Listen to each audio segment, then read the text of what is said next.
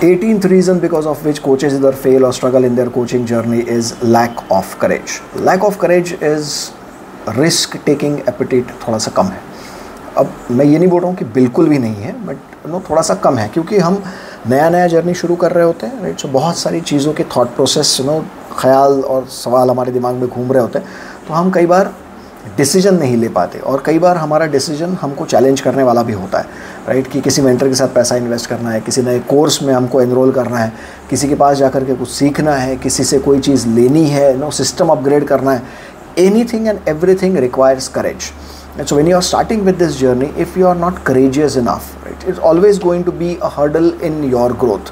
अगर आप रिस्क लेने की अगर आप आदत डाल देते हो, अगर आप करेजियस होकर के अगर आप चीज़ों को चैलेंज करने की अगर आप आदत डाल लेते हो, तो आपकी ग्रोथ बहुत फास्ट हो सकती है, राइट.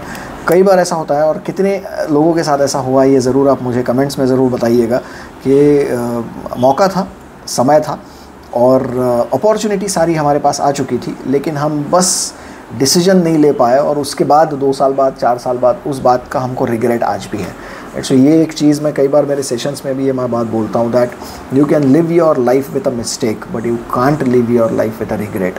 क्योंकि मिस्टेक के साथ तो हमेशा आपको लगता है कि चलिए यार गलती हो गई, हमने वो कर लिया, लेकिन अगर मौका ही नहीं लिया, अगर हम उस मौके पे चौका नहीं मारेंगे, राइट, तो हमको वो रिग्रेट सारी ज़िंदगी रहता है, और रिग्रेट के साथ ज़िंदगी जीना आसान काम नहीं है, right. So I don't want you people to live your life with a regret. Definitely commit mistakes, एक ही गलती बार बार मत करिए, but that's also very true, right. But be courageous, and risk जब तक नहीं लेंगे तो आगे बढ़ना मुश्किल है, right. So that's the reason I would definitely like to highlight this.